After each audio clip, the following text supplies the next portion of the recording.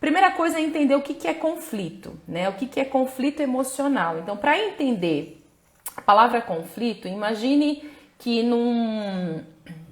numa cidade, num lugar, né, aconteça um terremoto, né, e a estrutura de um prédio, ele continua sendo prédio, mas essa estrutura, ela é abalada por conta desse terremoto, né? Então, ele continua sendo um prédio, ele continua, mas a estrutura dele foi abalada.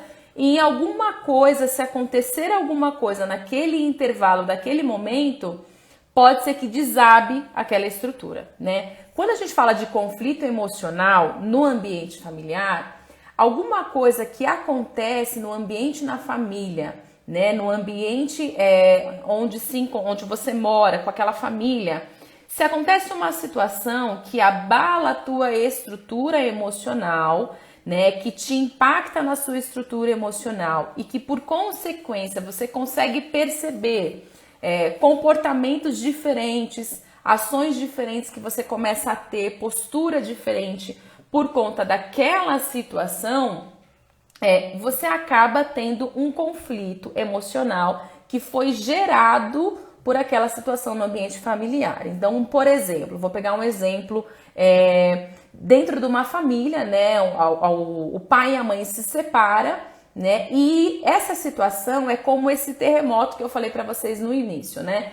Ela é uma situação que gera um abalo nessa estrutura, né? Um abalo nessa estrutura do filho, por exemplo, que esse divórcio ele vai impactar. Certamente ele pode impactar e ele pode ser um grande motivo e um fator de um conflito emocional para este filho. E aí automaticamente esse filho ele acaba tendo que algum trauma ou algum comportamento futuro que reflete de que aquele conflito foi gerado algo dentro dele nas suas emoções que trouxe esse conflito gerado pela família. Então, muitas situações, muitos exemplos que a gente consegue perceber de situações futuras. Então, por exemplo, como que a gente percebe que tem algum conflito que pode ter sido gerado dentro do ambiente familiar, né? Quando você se depara com situações com que você se sente limitado, né? E se sente bloqueado para poder atuar em cima disso, em cima dessa situação. Então, por exemplo, a questão do divórcio, como eu dei o exemplo, né? Então, esse filho, ele pode ser pequeno, mas futuramente, na sua vida, quando ele vai tomar uma decisão de se relacionar com alguém ou de querer construir uma família, muito provável que se essa situação trouxe um abalo para essa pessoa na sua estrutura emocional, ele automaticamente vai achar que casamento significa começar e não conseguir dar conta. Então, ele acaba criando um medo do casamento. Então, eu não vou casar porque pode ser que se eu case aconteça a mesma situação que aconteceu com os meus pais. Então, eu quero casar, mas eu não consigo porque me gerou uma situação, me gerou um abalo na minha estrutura emocional, trouxe esse conflito de que eu configurei essa crença de que casamento o resultado final ele pode ser um divórcio, ele pode não dar certo, tá? Então, para a gente entender essa estrutura de como acontece em nós, eu sempre uso a questão do exemplo de uma árvore, tá? Em todas as sessões, quando eu faço sessões com os meus clientes, ou até em treinamentos, quando eu faço treinamento com as pessoas para entender como que acontecem esses conflitos dentro de nós e como que a gente identifica que temos alguma coisa que pode ter sido gerado dentro da família, né? Alguma situação que tenha impactado na família, eu sempre uso a questão da árvore, né? Então, dentro da estrutura, na estrutura de uma árvore, quando a gente percebe no todo dela, a gente sempre olha a árvore e fala assim, nossa, que bonita essa árvore é uma árvore que é um pé de laranja, né? Essa árvore aqui ela é um pé de maçã. Então, você identifica aquela árvore por aquele fruto. Então, você sabe que aquela árvore, ela dá aquele determinado fruto porque você está vendo aquele fruto. Então, vou pegar o exemplo colocando o nosso, né? Qual que é o nosso fruto? O que a gente demonstra desse fruto? Né? O nosso comportamento, a nossa postura, as decisões que nós tomamos, então os pensamentos que a gente tem, as crenças que a gente forma no dia a dia, são esses frutos dessa árvore.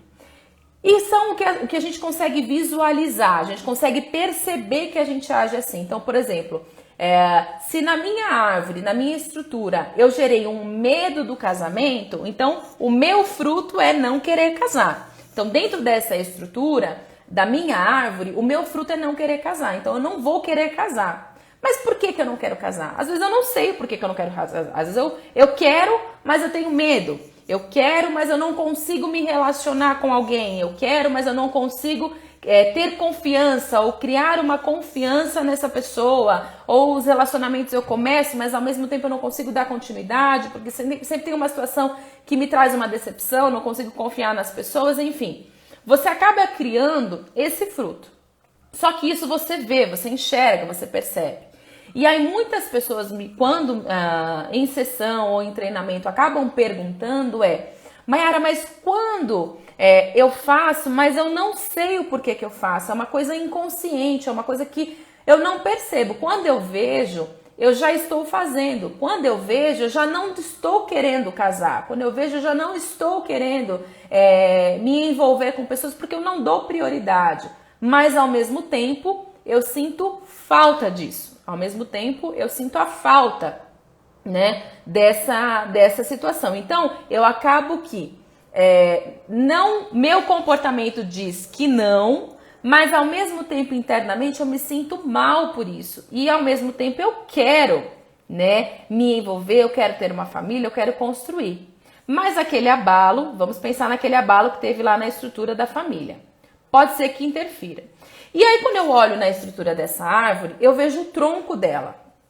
O tronco dessa árvore são os pensamentos que a gente tem, as crenças que acabamos colocando como as crenças intermediárias, né? Aquelas crenças que eu acabo pensando. Então, eu penso que casamento não dá certo, casamento dá trabalho, casamento é ruim, né? Ai, casar é você ter que se doar para a pessoa.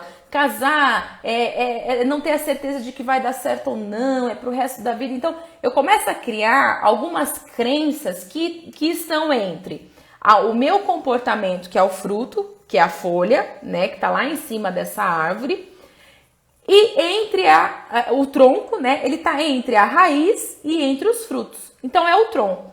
Então, eu começo a pensar, é consciente ainda. Então, quando a gente visualiza uma árvore, a gente consegue ver o tronco dessa árvore, certo? Então, você consegue identificar e consegue perceber que você pensa dessa forma, porque é visível para você. É nítido que você não quer, é nítido que isso faz parte das suas decisões, né? Aquilo que você age naturalmente, porque está visível para você. Mas o grande desafio desses conflitos é quando a gente tem que identificar o que está na raiz da árvore. Que o que está nessa raiz dessa árvore é o que determina o fruto. Então, se eu coloco uma semente, né, para me plantar laranja, eu sei que a semente vai dar laranja. Mas o grande desafio nosso nas emoções é saber o que foi semeado na nossa raiz.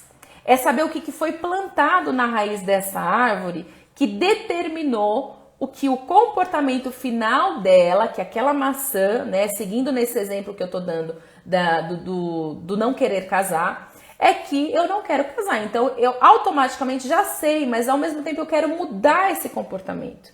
Como que eu vou mudar esse comportamento? Identificando o que é que causou nessa raiz dessa estrutura de que casamento não é bom, de que casamento não é ruim, e que casamento é ruim, né?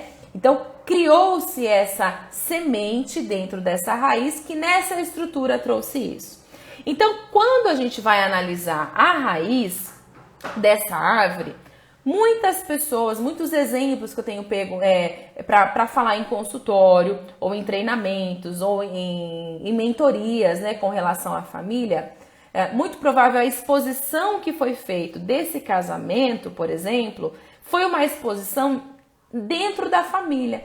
Então, qual é o exemplo que teve dentro da família, dentro com os pais, né? Qual é a experiência que teve de casamento? O que falaram muito para essa pessoa sobre casamento? O que ela viu na mídia que foi alimentando sobre isso, sobre casamento, que foi alimentando ainda mais esse conflito que foi gerado dentro dessa estrutura, né, dentro dessas crenças emocionais, que se tornou uma crença central, que é a crença que determina todo o teu comportamento, que é o que a gente chama as crenças que são essa raiz, que é a crença central, é a crença principal que alimenta o conflito. Então, a crença principal que alimenta esse conflito, que você não consegue mudar o comportamento, que muitas vezes ela pode ser inconsciente. Então, como eu falei, né? Muitas vezes pode ser situações que aconteceram dentro da família, que vai carregando dentro dessa estrutura, né? Que você vai carregando todo esse conhecimento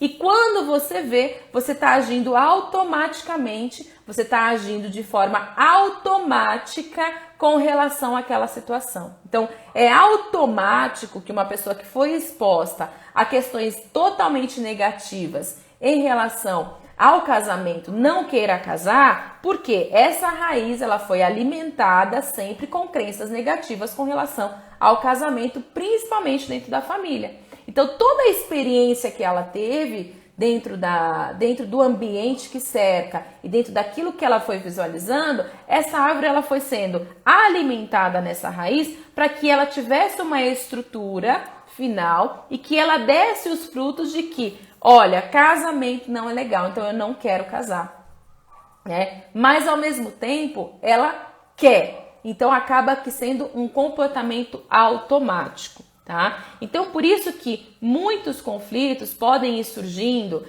no decorrer da nossa formação, da maior parte de experiência que vamos tendo, que vai surgindo dentro do ambiente familiar. Então, outros exemplos também de situações que podem acontecer. Então, por exemplo, muito forte, às vezes, a ausência de paternidade, né?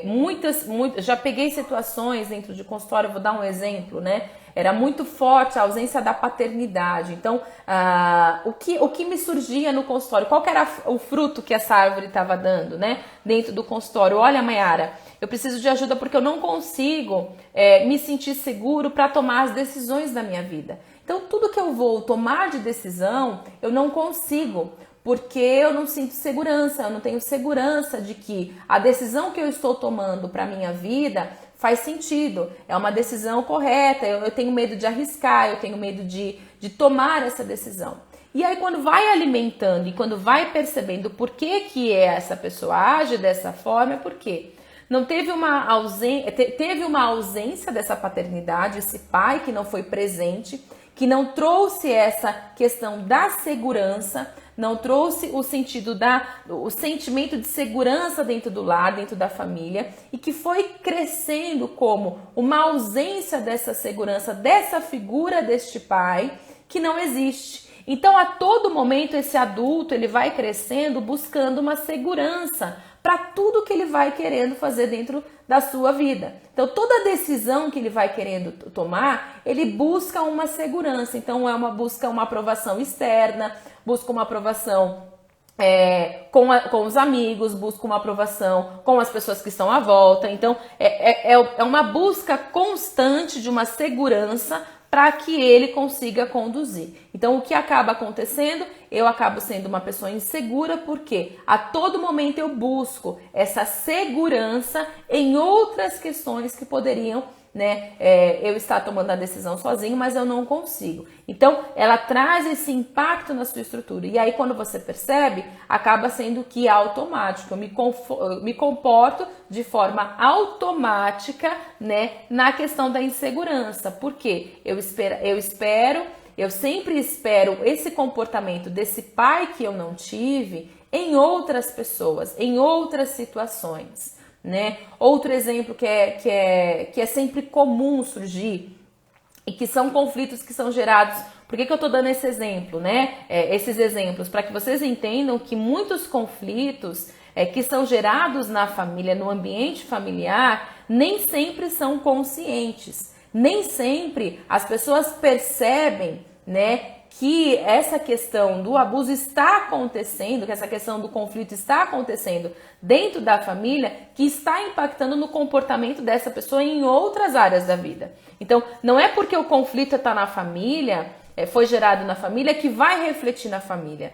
Não necessariamente, às vezes ele acontece dentro da família, a insegurança, que nos leva para a questão profissional, que nos leva para um relacionamento, né? E outras coisas que acontecem de forma constante em outras áreas, mas que precisa ser resolvido primeiro no ambiente familiar. Qual foi a configuração que foi trazida para essa raiz, para nós quanto raízes, né, das nossas árvores, o quanto isso foi alimentado e foi registrado desta forma, tá? O Binho colocou aqui o comentário, né? E por isso que algumas mulheres aceitam abusos de homens, que elas se relacionam, está correto? Sim. Muitas vezes a questão do abuso acaba acontecendo também pela questão dessa dependência emocional. Então, quando a pessoa ela sofre um abuso e ela não consegue reagir, né, no caso das mulheres que você colocou como exemplo, Binho, elas acabam aceitando essa referência de homem porque, ou muito provável, não teve uma presença paterna, uma presença de uma figura masculina, de uma forma que mostre para ela o comportamento como seria, né, desse masculino, e acaba que o primeiro contato que ela tem pode ser que seja esse contato de um homem abusivo, e nessa configuração ela não entenda que isso não seja normal, então acaba se tornando dependente dessa relação, né? Se torna dependente emocionalmente, porque é aquele que está ali de forma da figura de homem e acaba se relacionando e acaba se aprisionando emocionalmente. Por quê? Se torna dependente. Eu não consigo sair, mas também eu não quero ficar. Mas ao mesmo tempo eu me vinculo com essa pessoa, né? E acabo me tornando dependente dessa pessoa, porque eu não tenho como reagir. Eu não consigo reagir, né, frente a essa situação, porque eu não sei como reagir em relação a esse abuso. Então, tem muitas outras questões que vão envolvendo também essa relação entre aceitar esses abusos, e o abuso não é somente o abuso físico, mas é o abuso moral, né? Então, assim, eu desconheço o que é um amor. Então, aquele que eu tenho ali presente me age dessa forma, eu posso entender que aquilo é uma relação de amor. Ele me bate, mas ao mesmo tempo ele me dá o sustento, por exemplo. Ele me bate, mas ele me mantém. Então é uma relação entre amor e ódio, né? E acaba se tornando dependente dessa pessoa. Então é muito comum acontecer isso, tá? E muito comum ter esse conflito gerado pela estrutura familiar que foi, né, configurado. Mas nem sempre, tá? A gente não generaliza.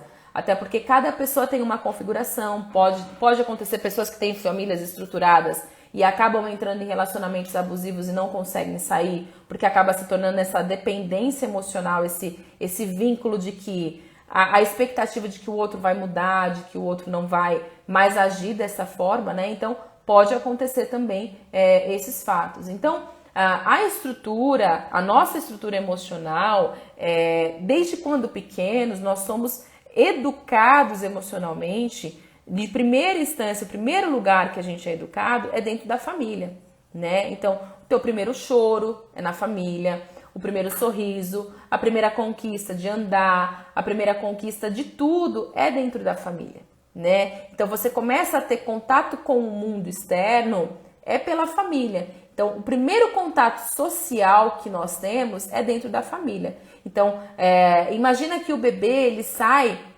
da barriga da mãe, né?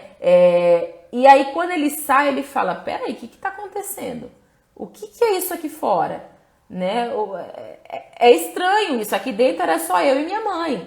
Agora aqui fora tem tudo isso aqui para me lidar. E agora? Primeira coisa, choro, né? E aí eu até costumo brincar, né, nos treinamentos, nas mentorias, que eu falo que as mães amam o primeiro choro, porque aí é sinal de que tá tudo bem, né, que a criança tá saudável, chorou, tá tudo bem. Depois o choro começa a virar incômodo, né? Depois o choro já não é tão legal, né? A criança começa a chorar, a gente quer evitar que a criança chore, né? Então, acaba sendo que esse contato externo. Então, imagine que a criança, desde o ventre, quando ela sai, quais são os únicos contatos que a criança tem? Pai, mãe, possivelmente se tem irmãos, né? É o primeiro contato que ele tem, é ali, naquele ambiente. Então ele sai da barriga, ele sai de dentro da barriga da mãe para um contato extremamente diferente para o mundo externo. E aí esse mundo externo, ele é apresentado para nós por quem? Pelo pai e pela mãe. Se nessa estrutura tem aquele conflito que eu falei para vocês, né, no começo da live, tem aquele terremoto, né, que abala essa estrutura, e de repente essa criança não tem a figura do pai, tem só a figura da mãe, ou não tem a figura da mãe, tem só a figura do pai, ou de repente tem as duas figuras, mas elas estão de formas conflituosas nessa relação. Então tudo vai para essa formação, tudo vai para essa criança. Então, nós, quando nascemos, somos como esponjas. Então, a gente vai absorvendo tudo que acontece no mundo.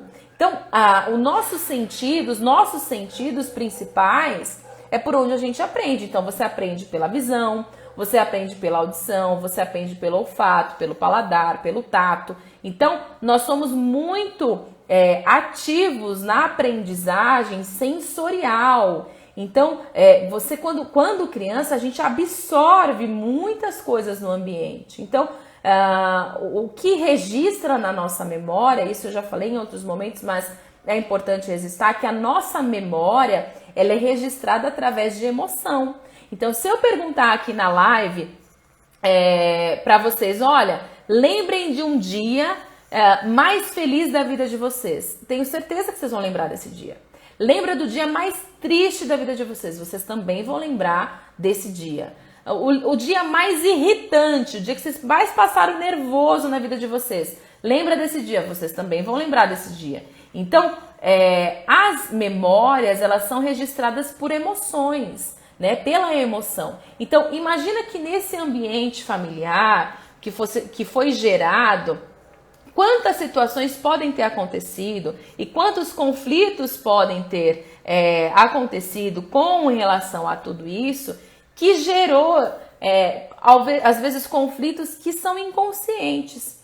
Então, teve uma paciente que eu atendi, que para ela era muito a questão do não poder, a proibição, né? O não pode, mas ela não conseguia identificar o quando que foi que registrou essa memória do proibido, do nada pode, do medo de fazer, o medo de arriscar. E quando foi ver, eram muitas questões dentro da família que ela ouvia quando pequena e percebia no ambiente, que era aquele pai rígido dentro da casa. E aquele pai rígido era assim, era a criança brincar, já tinha uma rigidez na brincadeira. Então era assim, brincar, mas tem um limite. Então aquele pai trazia uma ameaça, né? Então foi criando que o quê? O ambiente, ele é tenso. Então, todo lugar que eu vou, que eu tenho uma figura rígida, eu me amedronto, eu tenho medo. Então, foi registrando tudo isso dentro dessa configuração. Então, vai acumulando, porque nós somos muito sensoriais. Então, a criança, ela começa a aprender sobre gosto, né? O que ela gosta, o que ela não gosta, e isso é natural. Então, ele é apresentado para este mundo dessa forma. Então, muitos conflitos podem ser causados e terem como base a família, né? E não eu vou raciocinar para saber se foi. Não,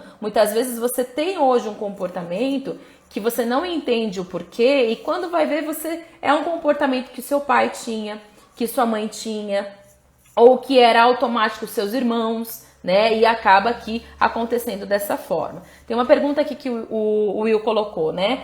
Líderes religiosos podem causar esses conflitos também? Sim, muito. Principalmente quando se tem uma família.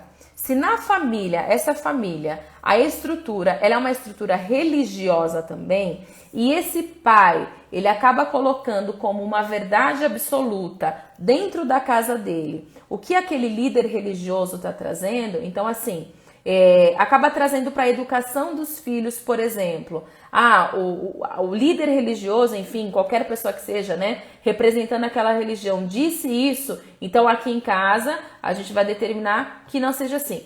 E algumas coisas acabam que bloqueando. Então, por exemplo, vou pegar um exemplo na questão sexual, tá?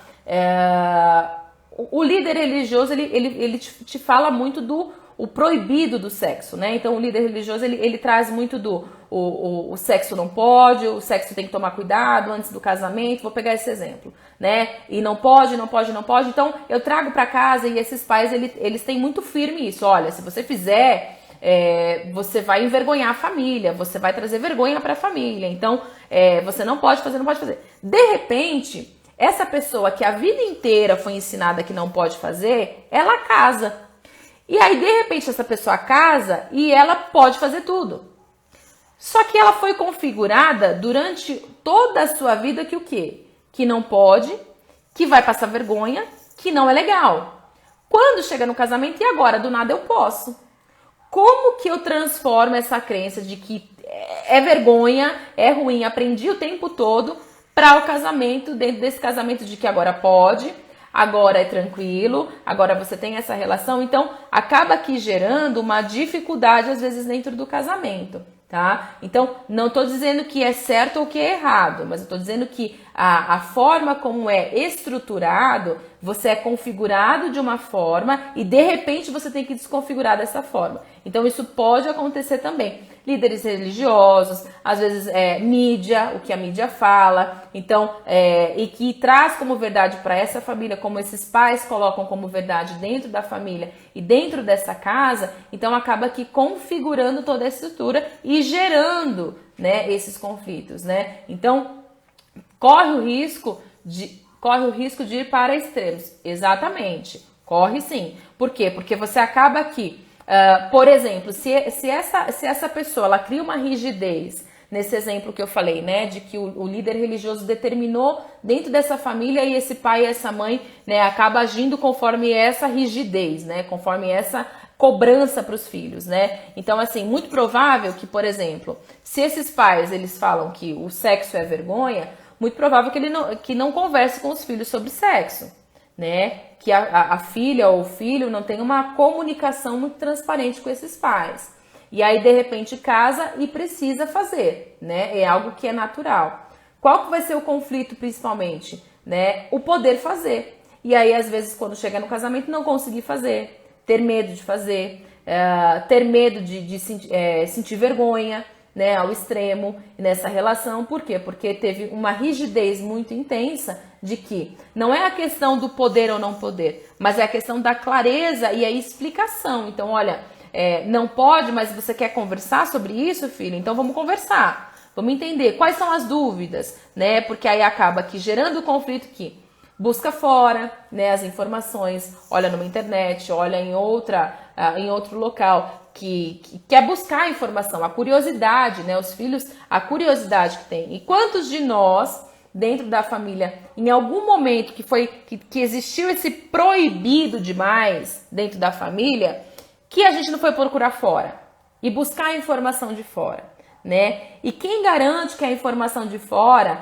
ela é saudável, né? Ela faz sentido para essa criança. Então, usa isso como outras questões para, peraí, deixa eu buscar. Já que eu não tenho a informação dentro de casa e os meus pais só falam que é proibido, eu vou buscar fora. Então, eu vou buscar externalizar isso, acaba indo para um caminho de uma prostituição, acaba querendo fugir desse ambiente familiar, porque não se sente num ambiente à vontade para poder falar dessas questões. Então, muitos conflitos, eles são gerados dentro da família e que podem ser outras situações que são de fora e a gente acaba trazendo para essa família, né? E acabam utilizando várias questões. Então, como o Binho colocou aqui, né? Muitos usam como válvula de escape o uso das drogas, exatamente, né? Para suprir essa necessidade, essa falta, essa ausência. Então, a grande questão, o grande ponto desses conflitos que acabam sendo é sempre ou é a ausência ou é o excesso. Então, ou é a ausência da comunicação ou o excesso dela, né, de não permitir que essa pessoa também ela aprenda, né, com as situações, ela aprenda com a rotina da vida. Então, a gente tem muito claro a questão dos pais, quando os pais são super protetores, né? A gente tem um extremo do pai super protetor e do pai ausente. Então, se o pai é super protetor, ele vai começar a proibir demais, a querer cuidar demais, a sufocar demais, e aí esse filho, né, ele vai querer buscar fora, vai querer trazer de fora a informação, porque eu preciso respirar, preciso de oxigênio, né? Esse pai sufoca, essa mãe sufoca, então assim, eu não consigo ter contato com o mundo externo. Então, eu já saí da barriga da minha mãe, né? E aí eu tenho contato só com meu pai e com a minha mãe. E eles ainda querem me sufocar e não querem me permitir descobrir este mundo. Então, acabo que indo para o extremo com essa superproteção, né? E também a ausência, né? A ausência também ela traz um extremo ruim. Porque nessa ausência é assim, peraí, não tenho ninguém para falar, e agora? Né? Eu preciso ter o equilíbrio. Então, acaba buscando essas válvulas de escape que acabam gerando esses conflitos dentro desse ambiente familiar. Então, muitas questões, elas vão surgindo e nem sempre o sintoma dela, o fruto, né, dessa árvore, vai ser dentro da própria família. Muitas vezes as pessoas têm conflitos emocionais que foram gerados pelo ambiente familiar que reflete numa área profissional, né? A pessoa não consegue ser submissa a um gestor, não consegue ser submissa a uma liderança, não consegue abrir o seu próprio negócio, não consegue se desafiar, né? Não se sente capaz para poder fazer algumas decisões, tomadas de decisões, e quando vai ver dentro da estrutura dele, dentro daquele aprendizado que ele teve dentro da família, reflete muito porque ele acaba virando um ciclo, né? Ele vai repetindo o comportamento que ele tinha dentro da família, dentro daquele ambiente, e para ele acaba se tornando automático e para ele acaba se tornando natural aquele processo. Então, se dentro desse ambiente familiar é natural, né, alguns comportamentos, vai ser natural para essa pessoa também. Mas o porquê, qual que é o principal fato de perceber que te incomoda esse conflito? Mayara, quando que eu percebo que isso está me incomodando? Né? Quando que eu percebo que eu estou tendo algum comportamento que pode ter sido gerado no ambiente familiar?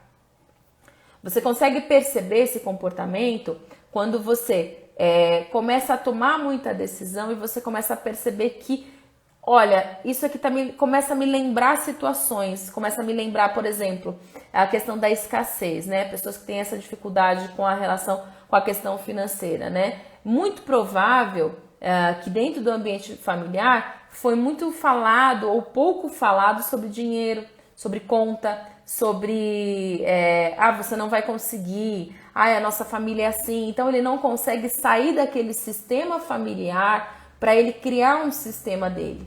Então ele acaba aqui, mantém aquele sistema e ele leva isso para sua vida, ele leva isso para sua rotina, né? E acaba percebendo que, olha, eu não estou dentro da minha família, mas parece que aquela situação foi junto comigo. Então eu cresci, sou adulto, moro sozinho, sou casado, tenho os meus filhos, mas parece que aquela situação parece que vai junto, né? E aí você começa a perceber e começa a lembrar, poxa vida, que dificuldade, né? Parece que eu tô agindo como meu pai, ou parece que eu tô agindo como minha mãe. Ou o principal é o sentimento de culpa, né? Eu já falei, tem uma das lives que eu fiz que eu falei sobre culpa, né? Tem no Instagram para quem não assistiu, que é muito forte isso, a questão da culpa, né? Quando existe um conflito dentro da família e que isso está refletindo em nós, muitas vezes nós colocamos a culpa nessa pessoa por não conseguir determinada situação. Então, por exemplo, eu não consigo romper nos meus negócios, mas a culpa é do meu pai que sempre disse que eu não ia conseguir, então eu não consigo. Então sempre acaba gerando um culpado. Sempre você começa a alimentar esse sentimento de culpa. Ou você se culpa e acaba aceitando aquilo que você ouvia muito nesse ambiente familiar. E aí você começa a configurar a tua árvore, né? Como eu falei, você começa a configurar a tua estrutura de acordo com aquilo que você ouvia. Então, realmente, meu pai dizia que eu era burro, Então você carrega isso na sua estrutura. Então, eu não vou abrir meu próprio negócio, eu gostaria muito. Meu sonho é abrir meu negócio, mas eu não consigo porque eu me sinto incapaz. Então nem vou abrir. Mas eu queria muito, me sinto frustrado, não consigo. E aí eu sinto que eu não tive apoio. Então isso começa a te alimentar. Você começa a perceber que existe um culpado disso, né? Um culpado por essa situação. Você começa a rotular essa pessoa, né? E enquanto não configurar e liberar esse sentimento de culpa, você não consegue destrinchar e trazer também, né, a questão dessa diferença, né? Então gera, exatamente, Binho, gera essa falta de equilíbrio. Você não consegue perceber o quanto é natural que atinja aquilo. Então você acaba trazendo isso e muitas vezes a culpa ela começa a ser gerada e começa a ser alimentada e você consegue perceber e lembrar de situações que foram acontecendo dentro da família, dentro do ambiente familiar, que isso acaba refletindo na sua postura e no teu comportamento, tá? Então a Débora colocou aqui, no meu caso, meu pai foi ausente, minha mãe também, e eu me sentia sozinha. E quando tive filhos, eu disse, vou fazer diferentes. Só que acabei sufocando com o superproteção. E o problema era a comunicação. Exatamente. Então, como a Débora colocou aqui, muitas vezes a postura do comportamento, ou nós queremos fazer completamente o oposto, né, daquilo que os nossos pais, por exemplo, nessa situação que a Débora colocou aqui como exemplo, né? Então, meu pai era ausente e minha mãe também era ausente. Então, acabei me tornando mãe. Teoricamente, na minha mente, o que minha mente diz? Seja protetora, porque você não teve pai presente e mãe ausente. E não teve pai presente e mãe presente, né? Eles foram ausentes. Então, você precisa ser presente. E aí, o que a árvore, né, da Débora configura de que, eu tenho que ser super presente, porque se eu tive pai super ausente, mãe super ausente, eu preciso ser o oposto. Eu preciso fazer diferente. E o diferente é ser o super, né? E aí acaba sufocando, né? E aí os filhos acabam se sentindo sufocado, né? Acaba que e isso gera um sentimento de incapacidade às vezes para os filhos, né? Então, poxa, minha mãe não consegue perceber, ou meu pai não consegue perceber que eu consigo fazer isso aqui, né? Deixa eu tentar fazer, eu preciso fazer, porque lá fora na vida eu vou precisar fazer sozinho, né? Então, precisa ter este equilíbrio para saber, né, o quanto isso faz bem para o outro. E o principal, né, que eu sempre falo isso nas mentorias e nos treinamentos, eu pergunto, você já perguntou para o outro se aquilo que você faz para ele faz sentido?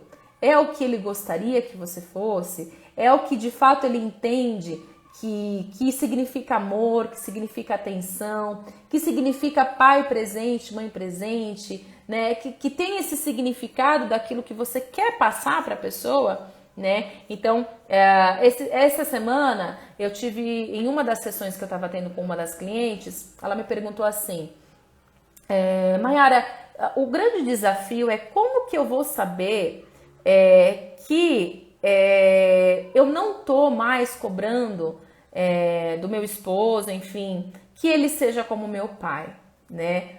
Como que eu vou saber que eu não estou cobrando dele, né? E aí o principal ponto-chave como que você cobra a postura dele como pai com relação à sua filha, né? Qual que é a postura que você cobra dele? Você espera que ele seja o pai para sua filha, o pai que você gostaria que você tivesse, ou o pai que a sua filha quer ter, né? E aí a resposta que ela me trouxe foi, realmente, eu tô cobrando dele demais como pai, para essa filha, do pai que eu acho que é ideal. Eu falei, você já perguntou para sua filha qual é o pai ideal para ela? O que ela gosta que seu esposo faça por ela? Ela gosta de sair para onde? Fazer o que com esse pai? Né? O que ela mais gosta nesse pai? Como que ela se sente que esse pai ele é presente, que ele ama ela? De repente, né, a mãe cria a expectativa para a filha, né? Ai, amor, vai sair com ela para ir comprar uma boneca, alguma coisa. E para essa filha, esse pai ideal, esse pai presente para ela, é sair para tomar um sorvete com ele. Então ela não quer a boneca, ela quer o sorvete. mas a expectativa que a mãe cria, né, e transfere para a paternidade, né, é que ela quer que ele seja o pai que ela queria ter, né? E aí a configuração ele é o teu esposo, ele não é o teu pai, né? Então cobre dele aquilo que você quer como esposo e deixe que a sua filha, né, diga o que ela quer desse pai, né? Porque ele é pai da sua filha, ele não é teu pai, né? Ele é pai dela e não é teu pai. Então, o que a sua filha fala? O que ela quer desse pai? Ela quer fazer o que com esse pai? Né? Quais são os dias que ela quer ter o dia com o papai? O que ela quer? Né? E aí foi que aí ela entendeu e ela falou, realmente, eu tenho cobrado do meu marido que ele seja ainda o pai que eu não tive, mas não com relação a mim, mas eu tô cobrando dele a postura de pai com a minha filha. Eu falei, e muitas vezes isso pode estar sendo uma base para gerar um conflito para a tua filha futuro, porque talvez ela não idealize esse pai que você está colocando. Para ela, a mentalidade dela é outra, né? Ela tem uma expectativa totalmente diferente, né? Então, a gente passar a pensar o que faz sentido também para os demais, né? Aquilo que faz sentido para você, né? Então, é realmente esse ponto, né? A Débora colocou aqui, entendi justamente por você explicar isso no curso. Os conflitos, ele acontece muito da comunicação errada. Exatamente. Então, o grande ponto e como resolver, né? Como ser livre desses conflitos, né? Tá nesse ponto que a Débora colocou aqui nos comentários, né? A comunicação. Eu me comunicar, eu entender que a minha postura, o ambiente que eu tenho, se influencia em mim, o quanto tem influenciado, né? O quantos comportamentos e decisões hoje eu tenho com base de que eu ouvi pelos meus pais, ouvi pelos meus irmãos, situações que aconteceram dentro de casa, que eu ainda levo, né, como impacto. Então, eu já ouvi muitas questões, por exemplo, de mães que são viúvas, né, e que se separaram, por exemplo, e aí essa mãe não conseguir perdoar esse pai que faleceu e ela ainda carregar esse pai por um bom tempo ainda na vida, né? E aí esse conflito gerar um conflito dentro da família, porque acabar que limitando aquele problema que aconteceu no passado e aí acabar gerando um conflito ainda maior, né? Então, o entender para ser livre dos conflitos é você passar a olhar para você e entender o que é que eu tenho de postura hoje que está me incomodando. Será que eu fui configurado dentro da minha casa, dentro da minha família? Questões que eu ouvi no ambiente da minha família, questões que eu presenciei, questões que aconteceram no ambiente familiar que resumiram para mim, né, o como agir, o como hoje eu faço muito automático e para mim é desconfortável ainda, né?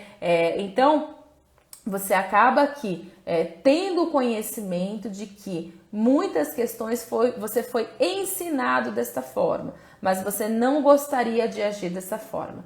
Um dos primeiros pontos, né, e o principal ponto para entender se existe um conflito que foi gerado dentro desse ambiente familiar é você entender se você se comporta de uma forma que você não gostaria de se comportar. Então, eu não consigo mudar o meu comportamento, mas eu sei que eu fui ensinado assim. Eu sei que essa configuração me trouxe, mas na minha estrutura, né, como eu falei no começo da live, né, do prédio, né, quando acontece um terremoto e a estrutura dele é balançada e qualquer coisa pode desconfigurar. Então, o que pode ter acontecido nessa situação que desconfigurou, né, a percepção que você tem? De repente a questão do casamento, do relacionar. Então, Mayara, eu sempre vi o meu pai tratar minha mãe de uma forma muito agressiva. Então, hoje eu não quero me relacionar com homens porque na minha visão eu acho que todo homem é igual, todo homem que eu me relacionar vai ser agressivo também. Então, isso é um conflito que foi gerado dentro desse ambiente familiar, porque você carrega uma configuração que não é verdade. Então, assim, esse pai, ele pode ter agido dessa forma, mas não é possível que 100% dos homens agem dessa forma, porque a gente tem casamentos que são bons, né? Famílias que são boas, que têm estruturas, né, saudáveis. Então, avaliar esse ponto, né? O Thiago fez uma pergunta aqui, o que fazer quando a sua criança de 2,6 anos quer bater e nunca viu ninguém fazer isso. Tá? Precisa entender esse bater, Thiago. Essa criança de 2,6 anos, né? Ela quer bater e nunca viu ninguém bater. O que está alimentando essa vontade de bater?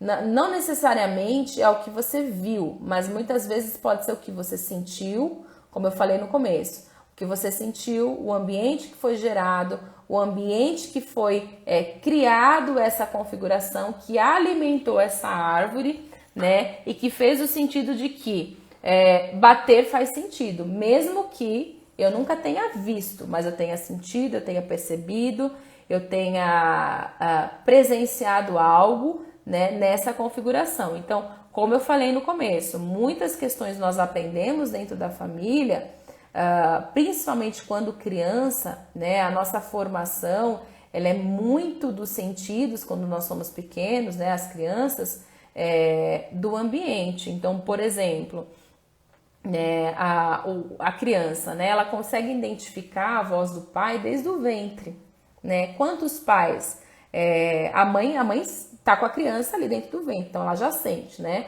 Mas a criança ela começa a ouvir a voz do pai, mas ela nunca viu esse pai, né? E ela começa a aprender desde o ventre de quem que é a voz do pai.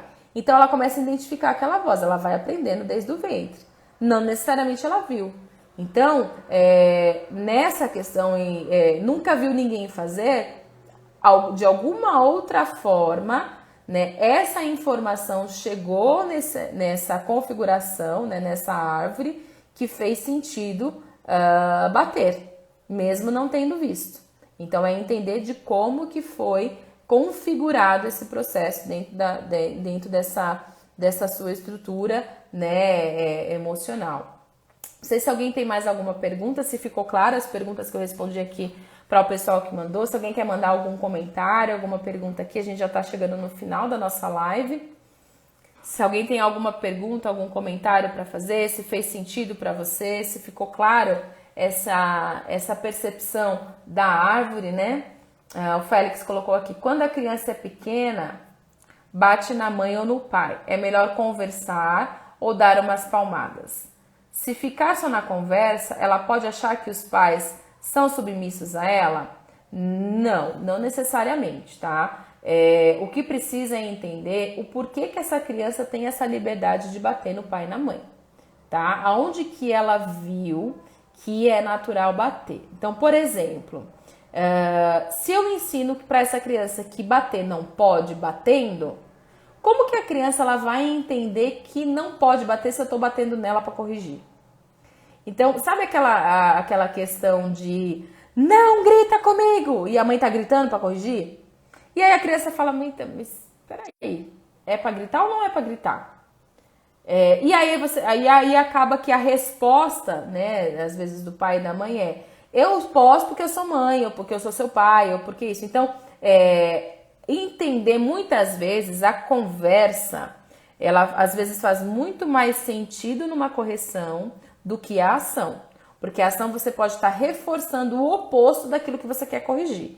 Então, se eu falo para a criança que não pode bater e eu bato, o que a mente dessa criança vai configurar? De que, peraí, meu pai tá falando que ele fala que não pode bater, mas ele bate, né? Eu falo que não é para gritar, mas eu falo gritando, né? Então tem que explicar e entender. E muitas vezes pode ser sim que ela está tentando expressar algo e tem que ensinar essa expressão para essa criança do porquê que você está batendo. Qual que é o motivo de bater no pai e na mãe? Né? O porquê que você está batendo no pai e na mãe? Dependendo da resposta dessa criança, eu tô batendo no pai e na mãe porque eu tô chateado com vocês, porque eu não gostei do que falou. Primeiro, você vai ensinar como que é que você demonstra quando você não gosta de algo. Então, se você não gosta de algo que o pai e a mãe não fez, ou que o pai e a mãe fez, conversa. Assim como o pai está conversando com você, conversa com o pai e com a mãe. Não necessariamente precisa bater. Então, explicar, ter o diálogo. Olha, você pode ficar chateado, você pode ficar triste mas não precisa bater. O papai e a mamãe às vezes fica triste, mas não é sempre que o papai e a mamãe tá triste ou chateado que a gente bate. Imagina se você ensina para a criança que toda vez que ela tá chateada, ela pode bater. Então, imagina na vida quando crescer, né? A configuração que vai ter nessa mentalidade de que estou triste, tenho que bater. Não gostei de algo, vou bater. Então, é muito alinhado da forma como que precisa ser passado. Então, volto novamente a falar, comunicação, tá? O que você quer comunicar para essa criança? Você quer comunicar que bater não pode? Então, não faz sentido bater para corrigir, né? Se ela bate e você quer ensinar que bater não pode, então não faz sentido eu bater para corrigir. O sentido é fazer o oposto, é ensinar que a conversa é o que corrige. Então, olha, o papai e a mamãe não gostou que você bateu, fiquei triste, mas o papai e a mamãe não tá batendo porque bater não pode, tá? Então, é reforçar aquilo que você quer corrigir, porque, volto a falar, né, o que a gente estava falando no começo, é assim, o que eu quero ensinar, né, é reflexo, e essa criança, dependendo da idade, ela vai absorver tudo que está sendo feito.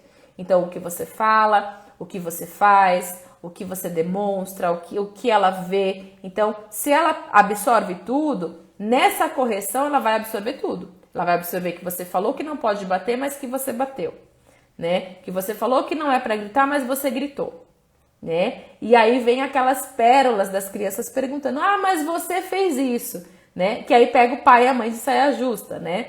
Quantas saias justas a gente já não deixou nossos pais, né? Perguntando: ah, mas você fez isso. Ah, mas eu sou seu pai.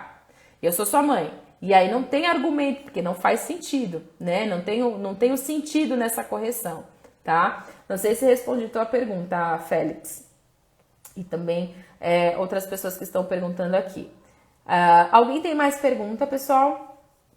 Alguém tem algum comentário, alguma questão que queira colocar aqui? A gente já encerramos, estamos nos minutos finais aqui da nossa live. Acho que, resumindo então, né, pra gente fazer um resumo e o fechamento da nossa live, o primeiro é a questão do conflito, né? O que é o conflito? Então, o conflito emocional, né? É toda a situação que traz um abalo, então, para as nossas emoções e que mexe com a nossa estrutura, mexe com a estrutura da nossa árvore e que acaba refletindo no nosso comportamento. Então, uma situação dentro da família, como eu dei o exemplo, né, do divórcio. Então, o divórcio é algo que impactou demais, né, a situação dessa configuração dessa árvore. Então, chacoalhou a árvore. Então, acabou que colocando na estrutura de que casamento não é bom, um exemplo, né? Então, conflito é tudo aquilo que abala a nossa estrutura emocional e mexe com o nosso movimento. Então, olha, antes eu pensava assim, hoje eu já não penso mais, então eu acabo me comportando de forma diferente. Então, se você identificar isso, é porque tem um conflito, tá? Se você identificar e perceber de que, olha, teve um terremoto aqui na minha mente, né? Abalou a minha estrutura e estou agindo de outra forma. Então, pode ser resultado de um conflito emocional gerado no ambiente de familiar. Como ser livre de tudo isso? Identificando o que tem, identificando o que você precisa entender, né? E aí ressignificar, que aí a gente vai falar em outro momento aqui na live também, nas lives de como ressignificar esses pensamentos, como trazer um novo sentido para essas crenças que foram geradas dentro desses conflitos, tá?